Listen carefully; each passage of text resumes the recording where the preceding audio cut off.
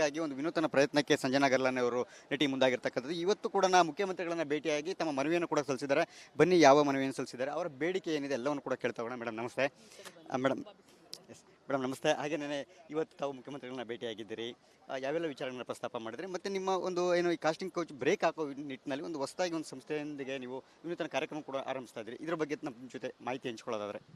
ಒಂದು women committee ಬೇಕಾಗಿದೆ, ಅದರ ಸ್ಥಾಪನೆ ಆಗಬೇಕಿದೆ, ಅದರ ಅವಶ್ಯಕತೆ ಇದೆ ಅಂತ ನನ್ನ ಒಂದು ಮನವಿ. ಈ ಮನವಿಯನ್ನು ನಾನು ನಮ್ಮ ನಿರ್ಮಾಪಕ ಸಂಘ, ನಿರ್ದೇಶಕ ಸಂಘ, ನಮ್ಮ artist association, Rockline Venkatesh sir ಏನು ನಡೀತಾ ಇದೆಯೋ ತುಂಬ ಚೆನ್ನಾಗಿ ನಡೀತಾ ಇದೆ. ಬಟ್ ಅದಕ್ಕೆ ಅಡಿಷ್ನಲ್ ಆಗಿ ಒಂದು ವುಮೆನ್ ವಿಂಗ್, ಒಂದು ವುಮೆನ್ ಆರ್ಟಿಸ್ಟ್ ಅಸೋಸಿಯೇಷನ್. ಸೊ ಇದರ ಹೆಸರು ಬಂದು Sandalwood women artist association, SWA, SWAA. ಇದರ ಒಂದು ಸ್ಥಾಪನೆ ಆಗಬೇಕು. ಆ್ಯಂಡ್ ಪ್ರತಿಯೊಂದು ಆರ್ಟಿಸ್ಟ್ ಯಾರು ಕನ್ನಡ ಫಿಲ್ಮ್ ಇಂಡಸ್ಟ್ರಿಗೆ ಬರ್ತಾ ಇದ್ದಾರೋ ಒಂದು ಹೊಸ ಸಿನಿಮಾ ಮೂಲಕ, ಪ್ರತಿಯೊಬ್ಬರು ಕಂಪಲ್ಸರಿಯಾಗಿ ಇಲ್ಲಿ ಬಂದು ಒಂದು ಚಿಕ್ಕ ಅಮೌಂಟ್ ಹಣ ಕಟ್ಬಿಟ್ಟು ಇಲ್ಲಿ ಮೆಂಬರ್ ಆಗಬೇಕು.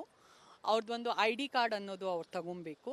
ಅದ್ರ ಜೊತೆನೇ ಒಂದು ಹಕ್ಕುಪತ್ರ ಅವ್ರಿಗೆ ನಾವು ಕೊಡ್ತೀವಿ. ಆ ಹಕ್ಕುಪತ್ರದಲ್ಲಿ ಅವ್ರ ಇಂಡಸ್ಟ್ರಿಯಲ್ಲಿ ಹೇಗೆ ನಡೆಸ್ಕೊಬೇಕು, ಹೇಗೆ ಪ್ರತಿಯೊಂದು ಅವಕಾಶ ಬಂದರೆ ಪರಿಶೀಲನೆ ಮಾಡಬೇಕು, ಹೇಗೆ ತನ್ನನ್ನು ತಾನೇ ಸೇಫ್ಟಿಯಾಗಿ ಇಟ್ಕೊಬೇಕು, ಮತ್ತು ಹೇಗೆ ಇಂಡಸ್ಟ್ರಿಯ ನಡವಳಿಕೆಗಳು, ಇಲ್ಲಿನ ಟೈಮಿಂಗ್ಸ್ಗಳು ಹೇಗೆ ಮೇಂಟೈನ್ ಮಾಡಬೇಕು, ಕರೆಕ್ಟಾಗಿ ಶೂಟಿಗೆ ಹೇಗೆ ಹೋಗಬೇಕು, ನಿರ್ದೇಶಕರು ನಿರ್ಮಾಪಕರಿಗೆ ರೆಸ್ಪೆಕ್ಟಾಗಿ ಟ್ರೀಟ್ ಆಗಬೇಕು, ಪ್ರತಿಯೊಂದು ಚಿಕ್ಕ ಚಿಕ್ಕ ರೂಲ್ಸಿಂದ ಹಿಡಿಬಿಟ್ಟು, ಮತ್ತು ಯಾರಾದರೂ ನಿಮಗೆ ಕೆಟ್ಟದಾಗಿ ಮಾತಾಡಿದ್ರೆ ಅದನ್ನು ಹೇಗೆ ಹ್ಯಾಂಡಲ್ ಮಾಡಬೇಕು, ಯಾರಿಗೆ ಕರೆ ಮಾಡಬೇಕು, ಒಂದು ಮೊಬೈಲ್ ನಂಬರ್ ಇರಬೇಕು. ಸ್ಯಾಂಡಲ್ವುಡ್ ವುಮೆನ್ಸ್ ಆರ್ಟಿಸ್ಟ್ ಅಸೋಸಿಯೇಷನ್ ಒಂದು ಮೊಬೈಲ್ ನಂಬರ್ ಇರಬೇಕು. ಯಾರಾದರೂ ನಿಮಗೆ ಕೆಟ್ಟ ಮೆಸೇಜಸ್ ಮಾಡ್ತಾ ಇದ್ದಾರಾ, ಯಾರಾದರೂ ನಿಮಗೆ ಶೂಟಿಂಗ್ ಲೊಕೇಶನಲ್ಲಿ ಅನ್ಕಂಫರ್ಟಬಲ್ ಮಾಡ್ತಾ ಇದ್ದಾರಾ, ಅದನ್ನು ರಿಪೋರ್ಟ್ ಮಾಡಲಿಕ್ಕೆ ಒಂದು ಮೊಬೈಲ್ ನಂಬರ್ ಆ್ಯಕ್ಟಿವ್ ಆಗಿರಬೇಕು. ಆ ಮೊಬೈಲ್ನ ಯಾರಾದರೂ 24 hours 365 days ಆ್ಯಕ್ಟಿವ್ ಆಗಿ ಮೇಂಟೈನ್ ಮಾಡಬೇಕು. ಸೊ ಇಂಥ ಒಂದು ಸಂಸ್ಥೆಯ ಸ್ಥಾಪನೆ ಬೇಕಿದೆ ಕನ್ನಡ ಇಂಡಸ್ಟ್ರಿನಲ್ಲಿ.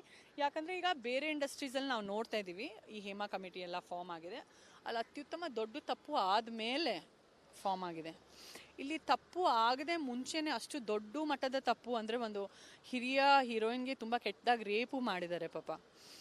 ಸೊ ಅಷ್ಟು ವರ್ಸ್ಟ್ ಆದ ಒಂದು ಕ್ರೈಮ್ ಆಗೋ ಮುಂಚೆನೇ ನಮಗೆ ಒಂದು ಸ್ಟ್ರಾಂಗ್ ಬಾಡಿ ಇದ್ದರೆ ಇಲ್ಲಿ ಅವ್ರ ಇಂಡಸ್ಟ್ರಿ ತುಂಬ ಸ್ಟ್ರಾಂಗ್ ಆಗಿದೆ, ವುಮೆನ್ ಪ್ರೊಟೆಕ್ಷನಲ್ಲಿ ಕನ್ನಡ ಫಿಲ್ಮ್ ಇಂಡಸ್ಟ್ರಿ ತುಂಬ ಮುಂದೆ ಇದೆ ಎಂಬ ಒಂದು ಮಾತು ನನ್ನ ಮನಸ್ಸಿಗೆ ಬಂತು. ಇದು ನನ್ನ ಕನಸು, ಆ್ಯಂಡ್ ಈ ಕನಸಿಗೆ ನೆನ್ಸು ಮಾಡ್ಕೊಳ್ಳೋದಕ್ಕೆ ಇಲ್ಲಿ ತನಕ ಬಂದಿದ್ದೀನಿ. ಸಂಸ್ಥೆ ಸ್ಥಾಪನೆಗೆ ಒಂದು ಬಲವಾದ ಕಾರಣ ಕೂಡ ಇರುತ್ತೆ ಗರ್ಲಾನಿ ಅವರಿಗೆ.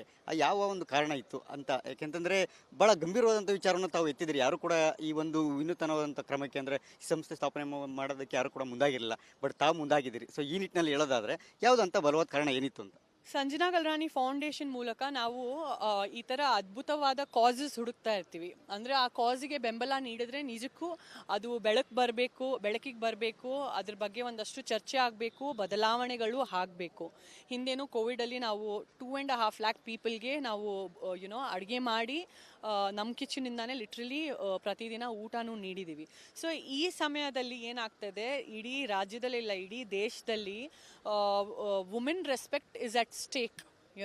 ಮಹಿಳೆಯರಿಗೆ ನಿಜಕ್ಕೂ ರೆಸ್ಪೆಕ್ಟೇ ಕೊಡಲಾಗ್ತಾ ಇಲ್ಲ. ಅದೊಂದು ಸೋಷಿಯಲ್ ಮೀಡಿಯಾ ಕಮೆಂಟ್ಸಲ್ಲಿ ಆಗಿರ್ಬೋದು, ಅಥವಾ ನೋಡಿ ಮೊನ್ನೆ ಕೋಲ್ಕತ್ತಾನಲ್ಲಿ ಆ ರೇಪ್ ಕೇಸೇ ಆಗಿರ್ಬೋದು, ಅಥವಾ ಈಗ ಹೇಮಾ ಕಮಿಟಿನಲ್ಲಿ ನಡೀತಾ ಇರೋ ಆ ಬಿರುಗಾಳಿ ಆಗಿರ್ಬೋದು. So the need of the hour is to educate women about their own self protection. So ಹಾಗಾಗಿ ಸಂಜನಾ ಗಲ್ರಾನಿ ಫೌಂಡೇಶನ್ ಮೂಲಕ ನಾನು ಈ ಒಂದು ತುಂಬ ಶ್ರಮೆ ಪಟ್ಬಿಟ್ಟು ಎಲ್ಲರಿಗೂ ರೀಚ್ ಔಟ್ ಆಗಿಬಿಟ್ಟು ಈ ಥರ ಒಂದು ಸಂಸ್ಥೆ ದಯವಿಟ್ಟು ಸ್ಥಾಪನೆ ಮಾಡಿ.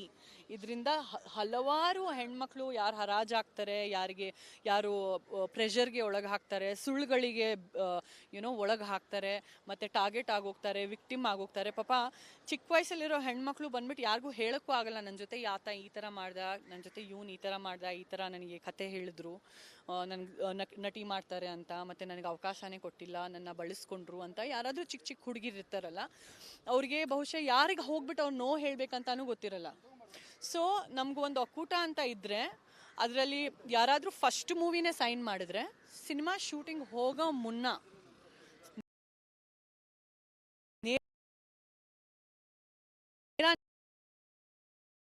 ನೇರ ಬಂದ್ಬಿಟ್ಟು ಅಲ್ಲಿ ಆರ್ಟಿಸ್ಟ್ ಅಸೋಸಿಯೇಷನ್ ಮೂಲಕ ಸ್ಥಾಪನೆಯೂ ಆಗ್ಬೋದು. ಅದು ಪ್ರಿಂಟು ಮಾಡಲಿಕ್ಕೆ ಅವಶ್ಯಕತೆ ಇಲ್ಲ ಇವತ್ತಿನ ವಾಟ್ಸಪ್ ಕಾಲದಲ್ಲಿ. ಆ ಒಂದು PDF ಅವ್ರಿಗೆ ಕಳಿಸ್ಬಿಟ್ಟು ಇದನ್ನು ಓದಮ್ಮ, ಇದು ಒಂದು ರೂಲ್ ಬುಕ್ಕು, ನೀನು ಶೂಟಿಂಗಿಗೆ ಹೋದರೆ ಒಬ್ಬಳೇ ಹೋಗೋ ಅವಶ್ಯಕತೆ ಇಲ್ಲ, ಮನೆಯಿಂದ ಒಬ್ಬರನ್ನ ಕರ್ಕೊಂಡೇ ಹೋಗಬೇಕು. ಕೆಲವೊಂದು ಸ್ಟಾರ್ಟಿಂಗಲ್ಲಿ ಈಗ ನಾವು ಹಿರಿಯರು, ನಾವು ನಮ್ಮನ್ನು ಮ್ಯಾನೇಜ್ ಮಾಡ್ತೀವಿ, ನಾವು ಸೀನಿಯರ್ ಆರ್ಟಿಸ್ಟು. ಬಟ್ ನೀನು ಹೊಸದಾಗಿ ಬಂದಿದೆಯಾ, ಒಂದು 4 ಸಿನಿಮಾಗಳ ತನಕ ಮನೆಯಿಂದ ಯಾರಾದರೂ ಜೊತೆಗೆ ಇರಲೇಬೇಕು ಅಂತ ನೋಡ್ಕೊ. ಬರೀ ಹಗಲಲ್ಲೆಲ್ಲ ರಾತ್ರಿ ಶೂಟಿಗೂ ಯಾವತ್ತೂ ಒಬ್ಬರೇ ಹೋಗಬಾರ್ದು. ಮತ್ತು ಊರಲ್ಲೇ ಇಲ್ಲ, ಊರಿಂದ ಹೊರಗಿರೋ ಶೂಟಿಂಗು 1+1 ಫ್ಲೈಟ್ ಟಿಕೆಟ್ ಕೇಳಿ. ಫ್ಲೈಟ್ ಟಿಕೆಟ್ ಇಲ್ವಾ, ಅಟ್ಲೀಸ್ಟ್ ಒಂದು ವಾಲ್ವೋ ಬಸ್ ಟಿಕೆಟ್ ಆದರೂ ಕೇಳೋ ಹಕ್ಕು ನಿಮಗೆ ಖಂಡಿತವಾಗ್ಲೂ ಇದೆ. ಆ್ಯಂಡ್ ಅದು ಪ್ರೊಡಕ್ಷನಿಂದ ನಿಮಗೆ ಸಿಗುತ್ತೆ. ಇಂಥ ನಾನಾ ರೀತಿಯ ವಿದ್ಯೆಗಳು ಒಂದು ಹೊಸ ನಾಯಕಿ ಬಂದವ್ರಿಗೆ ಪಾಪ ಯಾರು ಹೇಳ್ಕೊಡ್ತಾರೆ? ಅವ್ರ ಬೆನ್ನ ಹಿಂದೆ ಯಾರು ಇರ್ತಾರೆ? ಏನಾದರೂ ಸಿಚುವೇಶನ್ ಆದರೆ ಅವ್ರಿಗೆ ಶೂಟಿಂಗ್ಗಳಲ್ಲಿ ಅವ್ರಿಗೆ ಸಪೋರ್ಟ್ ಮಾಡ್ಲಿಕ್ಕೆ ಯಾರು ಇರ್ತಾರೆ? ಆ ಒಂದು ಸ್ಟ್ರಾಂಗ್ ಕಮಿಟಿ ಇರಬೇಕು. ಆ ಕಮಿಟಿ ಬಗ್ಗೆ ನಾವು ಬಗೆಹರಿಸಬೇಕು. ಪ್ರತಿಯೊಂದು ಇಡೀ ಕರ್ನಾಟಕದಲ್ಲಿ ಕನ್ನಡ ಫಿಲ್ಮ್ ಇಂಡಸ್ಟ್ರಿ ಅಂದರೆ ಮಹಿಳೆಗಳು ಇಷ್ಟು ಸುರಕ್ಷಿತವಾಗಿ ಇದ್ದಾರೆ ಅಂತ ಅವರು ವಾ ಅಂತ ಹೇಳಬೇಕು. ಇದು ನನ್ನ ಕನಸು. ಮಾಧ್ಯಮಗಳ ಎದುರು ಬಹಿರಂಗ ಮಾಡದಂಥ ಕೆಲವೊಂದು ಯಾವುದಾದ್ರೂ ವಿಚಾರಗಳನ್ನ ಮುಖ್ಯಮಂತ್ರಿಗಳ ಜೊತೆ ಏನಾದರೂ ಹಂಚಿಕೊಂಡಿರ್ತಾವೇನಾದರೂ ಇವತ್ತು?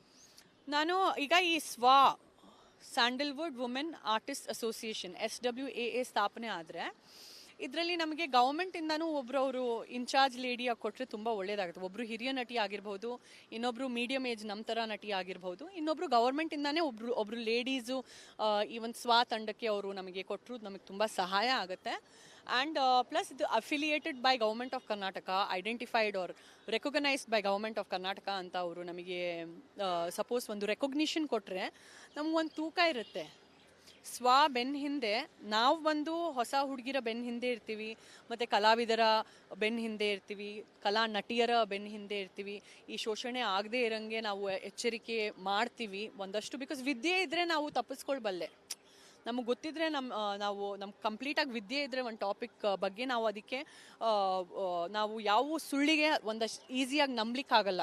ಯಾಕಂದರೆ ನಮಗೆ ವಿದ್ಯೆ ಇದೆ, ನಮಗೆ ಇದ್ರ ಬಗ್ಗೆ ಆಲ್ರೆಡಿ ಗೊತ್ತಿದೆ ಈ ಮ್ಯಾಟರ್ ಬಗ್ಗೆ.